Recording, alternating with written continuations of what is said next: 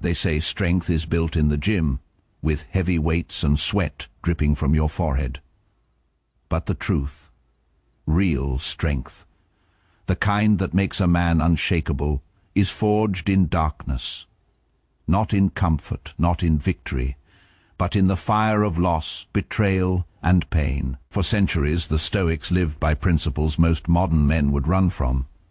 They embraced suffering, they walked with death, and they stared into the void without flinching, because they knew something we've forgotten.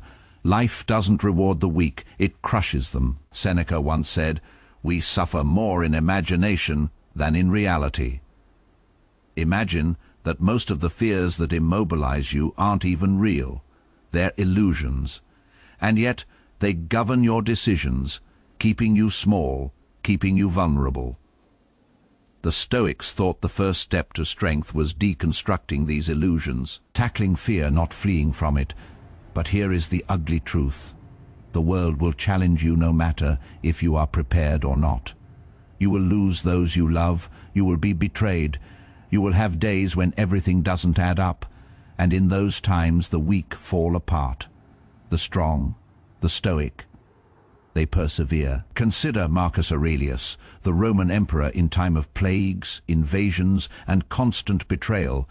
Even from those closest to him, he didn't buckle under the strain. He didn't revile fate. He muttered to himself, "The impediment to action advances action. What stands in the way becomes the way." Pain wasn't the enemy. Pain was the instructor. And here is the lesson for you. Stop begging for life to become simpler.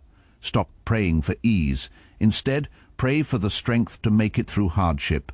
Because every hardship is molding you, chiseling away weakness, compelling you to adapt.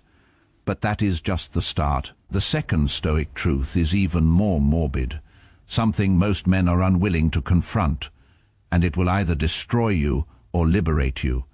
This is the reality most men avoid. You are already dead. Every second, every breath, brings you closer to death. The Stoics did not sugarcoat it. They did not hide behind distraction, seeking infinite pleasure to avoid dealing with reality. They accepted death as a teacher. Marcus Aurelius penned in his personal diaries, "You could leave life right now. Let that determine what you do and say and think." Picture being with that idea each morning. Most men act as if they have an eternity. They squander their days scrolling, complaining, pursuing frivolous desires, believing tomorrow is their guarantee. But the Stoics employed memento mori, the memory of death, not as gruesomely obsessive, but as a tool against cowardice. When you see that life is brief, you cease to be afraid of risk. You cease to put off what is important. You tell the truth. You are bold. You cease to live like a coward. Consider Epictetus. Born a slave, mutilated, with no riches, no liberty, no standing. By any measure, his life should have been wretched. And yet he became one of the greatest teachers of Stoicism in history. Why? Because he welcomed death, loss, and suffering as inevitable. He would not be defeated by what he could not choose. Now here is the sinister twist. Today's men shun this reality because it frightens them. They believe that by suppressing death, they will live longer. But instead, it causes them to live weaker. Each day is just another hollow routine, waiting for someday. But someday never arrives. So here is the Stoic challenge. Imagine your death, not in some far-off future, not years from now, but today. If today was to be your last dawn, your last breath, would you be satisfied with how you've lived?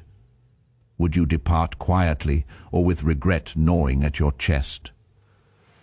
The Stoics understood that by confronting death, a man can learn to live. But the second dark reality, it is nothing about death, it is about control. How much you don't really have. And why attempting to control the things that shouldn't be controlled is why your life is broken. Here is a hard pill that most men swallow. You have control over next to nothing. Not the economy, not the weather, not what people say to you, not how people treat you, Even your body can turn against you in sickness or injury. The only real power you have is in your head. Your judgments, your decisions, your reaction. Epictetus, a once helpless slave, knew this more than anyone. His master shattered his leg, crippling him for life. Did Epictetus fury at the unfairness? No, he merely stated, "You can bind my leg, but not my will." That one attitude converted his pain into power. But today's men, they waste their lives fixated on the uncontrollable. They're enraged at politics. They complain about the economy. They break when someone disrespects them online. They give their peace to strangers they'll never meet. That is not strength. It is slavery. The Stoics broke life down into two categories: what you control and what you do not. All else irrelevant. Marcus Aurelius was the ruler of the greatest empire on earth. But even he confessed that he could not control other people's corruption, the messiness of war, or the treachery of so-called friends. But instead, he wrote, "You have power over your mind, not outside events. Realize this, and you will find strength." Now, let's get dark. Every second you spend struggling with what you can't control is a second you've lost your freedom. You might feel like you are in charge, but the reality is you are a captive of your own wants, fears, and attachment. That is why your life is so heavy. That is why your mind is so weak. So the Stoic way calls for a hard-boiled discipline. Detach. Desist from attempting to shape the world to your will. Shape yourself instead. Master your responses, your mind, your feelings, because the man who masters himself cannot be mastered by another. But here is the caveat. Once you learn control, the next dark Stoic truth will challenge it, because it is about suffering. Why the pain you are trying to avoid is the only thing that can make you strong. Every guy desires strength. Not many will pay the cost, and the cost is pain. The culture of today says avoid it. Happiness is the reigning king. Warm seats, constant distraction, cuts around every corner. But here is the truth. Life without travail yields only weakness. The Stoics understood this, and they accepted pain, not as punishment, but as the ultimate crucible. Seneca cautioned, difficulties strengthen the mind, as labor does the body. Consider it. Muscle only increases by breaking under pressure. Steel is tempered only in fire. And your character, your unbreakable strength, only through adversity can be fortified. Without pain you are soft, delicate, easily shattered. Marcus Aurelius was assaulted by plagues, wars, and treachery, but amidst calamity, he didn't plead for comfort. He viewed suffering as a course of training, as a sharpening stone. Pain wasn't an enemy to him, it was a teacher. Each adversity chipped away at weakness, revealing only toughness. But here is the bad news men don't want to hear. If you continue to run from pain, eventually life will corner you with it. The death of someone you love, the failure of your plans, the breaking of trust. At that moment your avoidance will be revealed. You'll find comfort has left you unarmed, unready, fragile. The Stoics would tell us, encounter voluntary hardship before life imposes it on you. Sleep on the floor when you don't have to sleep there. Adopt hunger when you could banquet. Tolerate the cold, the quiet, the discipline. For by embracing discomfort, you take away the power from pain. You condition your soul to be unbreakable. This is the dark reality. Courage is not forged by fleeing pain.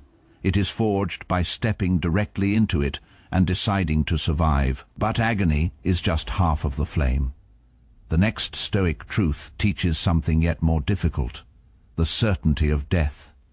Because until you confront your own mortality, you will never live in full strength. Death, the one thing all men attempt to deny.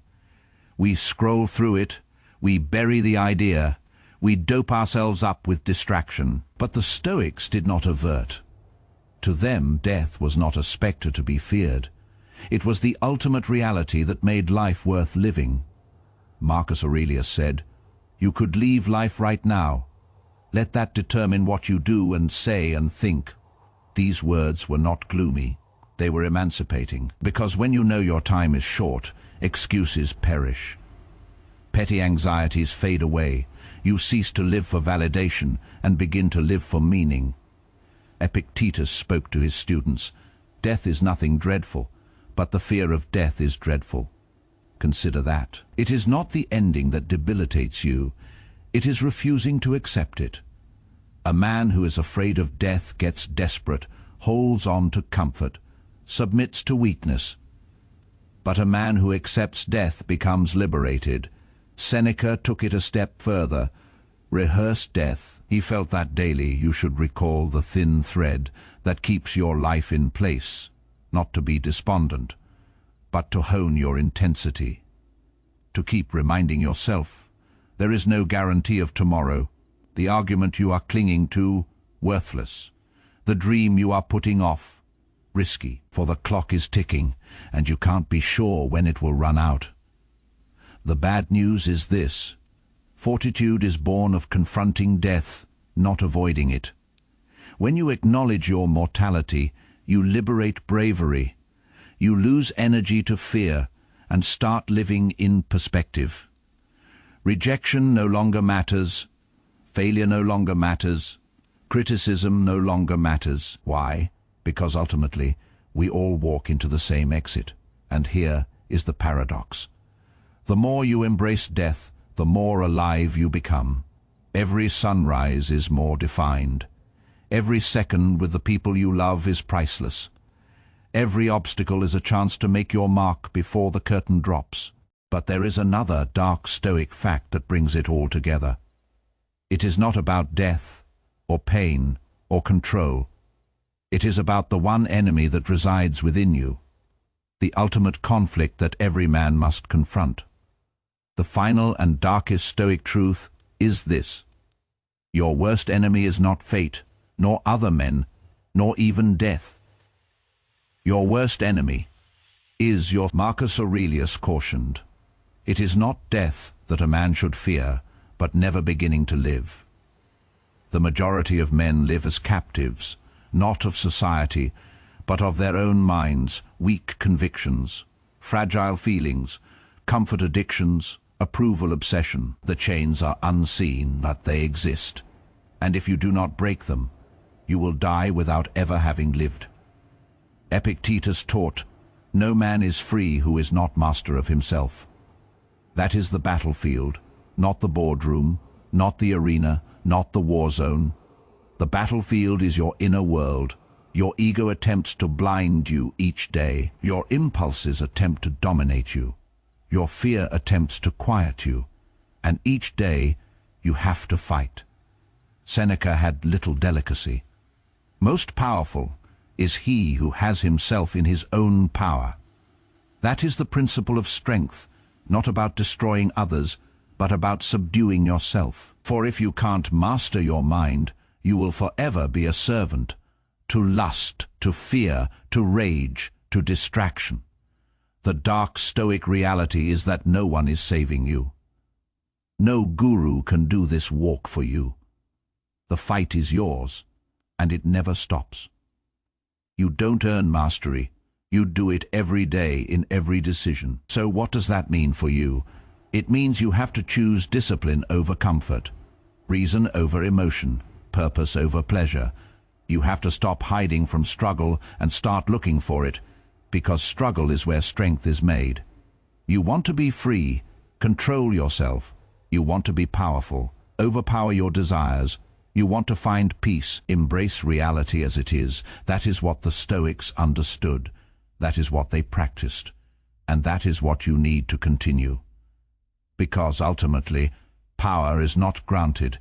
It is not born. It is not purchased. Power is forged in quiet, in turmoil, and in the darkness of your own heart. This is the dark Stoic truth, and if you are brave enough to live it, you'll become unbreakable.